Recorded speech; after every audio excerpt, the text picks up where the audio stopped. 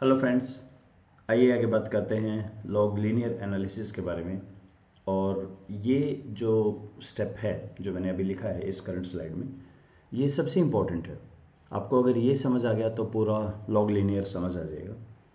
हम हमेशा एक सैचुरेटेड मॉडल से शुरू करेंगे। जो हमने बात की थी कि अगर आपके पास जितने भी पॉसिबल इंटरेक्शंस हैं इंक्लूडिंग मेन टर्म, जैसे अगर ए बी सी है तो मेन इफेक्ट तो बोलेंगे ए बी सी को। अगर दो दो का इंटरेक्शन देखें तो A B A C B C, और तीनों का इंटरेक्शन देखें A B C. Total 60 term है। अगर 4 होंगी तो 15 हो जाएगा, 5 होंगी तो 31 हो जाएगा, एंड सो ऑन। डबल से एक ऐड कर दीजिए, इतनी बनती जाती है। तो इसके अंदर हम कैसे शुरू करेंगे? सबसे पहले हम एक सैचुरेटेड मॉडल लेंगे और उसका हम नोट करेंगे कुछ वैल्यूज। फिर हम जो हाईएस्ट होगा, हाईएस्ट का मतलब अगर 3 आपके पास टर्म्स हैं तो तीनों का जो इंटरेक्शन है, 5 है तो पांचों का इंटरेक्शन है, उसको रिमूव कर देंगे। और हाईएस्ट टर्म को रिमूव करने के बाद हम ये देखेंगे कि टोटल सैचुरेटेड में से हाईएस्ट को रिमूव करने से क्या फर्क पड़ा। अगर बहुत ही कम डिफरेंस आया तो इसका मतलब वो जो हाईएस्ट टर्म थी वो तो कंट्रीब्यूट कर नहीं रही थी, तो ऐसे केस में पी वैल्यू ग्रेटर हो जाएगा। और अगर ग्रेटर है तो हम बोलेंगे इसको रिमूव करो, और फिर आप नीचे वाले इंटरेक्शन को चेक करेंगे। ये इंपॉर्टेंट है। नीचे आप तभी जाएंगे जब आपका हायर ऑर्डर रिमूव हो जाएगा तो। और अगर आपका आ जाए कि हायर ऑर्डर सिग्निफिकेंट है तो बात खत्म। फिर उसके नीचे के कोई भी लोअर ऑर्डर, मेन इफेक्ट कोई भी चेक नहीं करेंगे।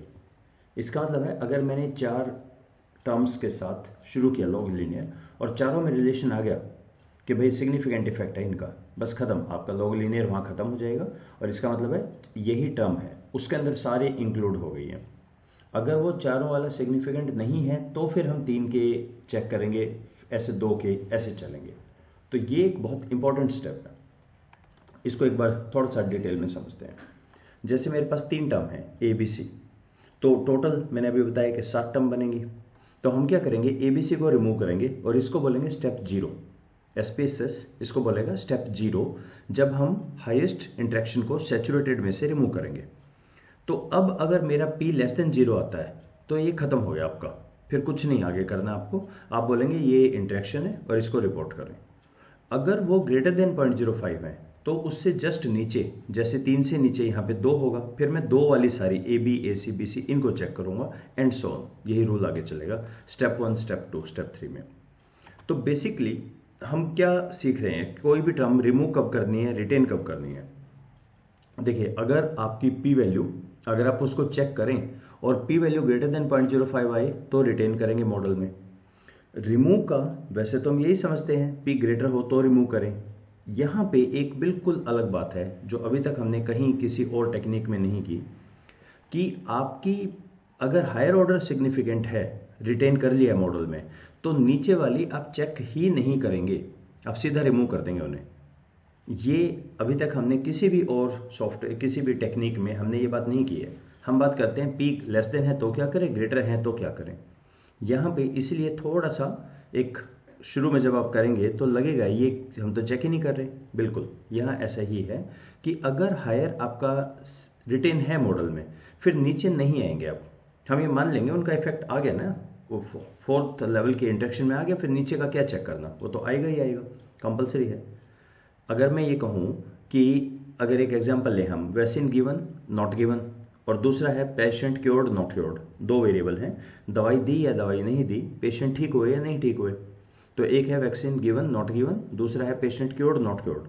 अगर इनमें सिग्निफिकेंट रिलेशन है तब आप ये चेक नहीं करेंगे कि वैक्सीन जो गिवन थी नॉट गिवन थी उनका प्रपोर्शन सेम था या नहीं, या दूसरा जो आपके पेशेंट क्योर हुए नहीं हुए इनका आपस में मतलब दोनों 50-50% थे या कम ज़्यादा थे, इसका कोई मीनिंग नहीं है। जब आपने बोल दिया कि रिलेशन है, उनका एसोसिएशन है, फिर नीचे नहीं जाते हैं हम। तो यहाँ पे हम कुछ स्टेप्स में काम करेंगे। एसपीएसएस कुछ स्टेप्स देगा और हर स्टेप से हम 2 चीज़ें सीखेंगे। देखिए, पहले तो आप पर्पस देखिए हमारा क्या है। एक सैचुरेटेड मॉडल होगा जो बहुत बड़ा होगा, काफ़ी टर्म्स होंगे उसमें। जैसे अगर आप 3 टर्म्स हैं तो सैचुरेटेड मॉडल में 15 टर्म्स बन जाएंगी, 7 टर्म्स बन जाएंगी। 4 हैं तो 15 बन जाएंगी। तो हमें क्या करना है, हमें कोशिश करनी है सैचुरेटेड मॉडल में से जितनी टर्म्स निकाल सकें उतने निकालें, सिर्फ सिग्निफिकेंट ही बचें। तो हर स्टेप में हम दो काम करेंगे। पहला तो हमारा फोकस रहेगा कि एग्जैक्टली एक टर्म को हम बाहर निकालें। ये स्लो बाय स्लो चलेगा काफ़ी, आप सारे लिखेंगे फिर आप देखेंगे किसको बाहर निकालें। उसके भी कुछ रूल हैं। सबसे जिसका पी सबसे ज़्यादा हो उसको बाहर निकालें, पर कई बार ऐसा होगा कि पी वैल्यू सेम आ जाएंगी, लाइक 1 आ रही है 3 टर्म्स की, फिर कैसे निकालेंगे? फिर अगर 2 या 2 से ज़्यादा टर्म्स का पी वैल्यू सेम है तो जिसका काई स्क्वायर लोअर होगा, काई स्क्वायर लोअर का मीनिंग समझ आया आपको? काई स्क्वायर होता है O minus E whole square divided by E summation. इसका मतलब ऑब्जर्व्ड एक्सपेक्टेड में गैप बहुत ही कम है। मतलब अगर एक टर्म के निकालने से मॉडल में सिर्फ डेसिमल प्लेस का फर्क आया तो आप कहेंगे तो बिल्कुल ही बेकार है।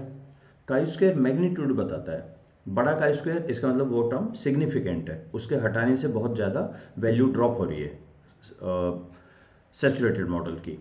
तो इसीलिए पहले पी वैल्यू, अगर पी वैल्यू सेम है तो जिसकी काई स्क्वायर लोअर होगी उसको बाहर निकालेंगे। हर स्टेप में हम एग्जैक्टली एक टर्म को ही बाहर निकालेंगे, लेकिन इस एक स्टेप से हमें कुछ और भी लर्निंग मिलेगी। हम ये देखेंगे कौन कौन सी टर्म सिग्निफिकेंट है, और जो भी सिग्निफिकेंट है उसके लोअर ऑर्डर की सारी टर्म्स को हम क्रॉस कर देंगे। Remove all possible interaction on main effect all such terms, उन सब को रिमूव कर देंगे। तो इससे हम बहुत फास्ट रिमूव करते जाएंगे। दिखने में आपको लगेगी 15 टर्म है, लेकिन हम बहुत तेजी से उनको रिमूव करते जाएंगे और जो बचेगा वो फाइनल सॉल्यूशन आएगा। मैं आपको इसका एक स्क्रीनशॉट से करके दिखा देता हूँ एक, फिर हम अगला इसको SPSS में करके देखेंगे। तो मेरे पास ये फाइल है मेरी PhD वाली, जिसमें 5 है वेरिएबल, पर मैंने 4 लिए हैं। टिकट कहाँ से बाई की? तो काउंटर से की, ऑनलाइन की, एजेंट से की। एयरलाइन 3 एयरलाइन थी, air Deccan, jet Airways, Indian airlines, अब एयर इंडिया होगी। अगेन परचेज दोबारा करेंगे, यस या नो? किसी को रिकमेंड करेंगे, यस या नो? तो सबसे पहले तो आप SPSS में जाएंगे, analyse log linear model selection, इन सबको साइड में डाला, पर यहाँ क्वेश्चन मार्क है, ओके भी एक्टिवेट नहीं है, तो इस पे डिफाइन रेंज पे क्लिक करें।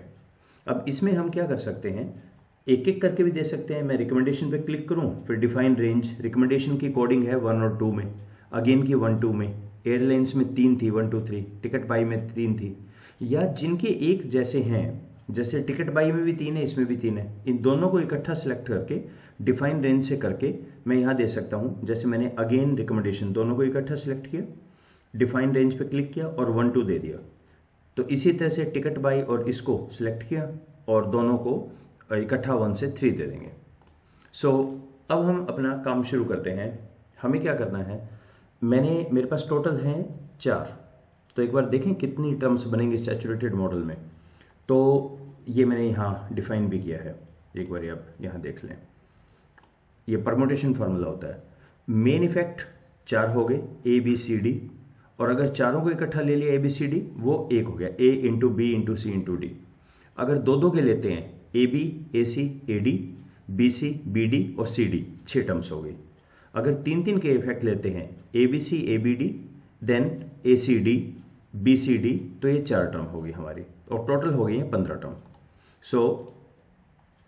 15 में से एक है 4 वाला, फिर 4 हमारी टर्म्स हैं जिसमें 3 टर्म्स है इंटरेक्शन का, इंटरेक्शन ऑफ 3 टर्म्स, ऐसी 4 टर्म्स हैं, इंटरेक्शन ऑफ 2 टर्म्स ऐसे 6 टर्म्स हैं, और मेन इफेक्ट एक वाली 1 है, टोटल 15 है। अब सबसे पहले हम हमेशा शुरू करेंगे यहाँ से कि 4 वाला इंटरेक्शन लीजिए। आप जो आउटपुट देखेंगे SPSS का, कई सारी चीज़ आएंगी, हमें ये वाली देखनी है, टेबल 1, बैकवर्ड एलिमिनेशन स्टैटिस्टिक्स। इसको कैसे पढ़ते हैं, क्योंकि ये काफ़ी डिटेल्ड है, ये हम नेक्स्ट वीडियो में देखते हैं फिर। So let's stop here, thank you.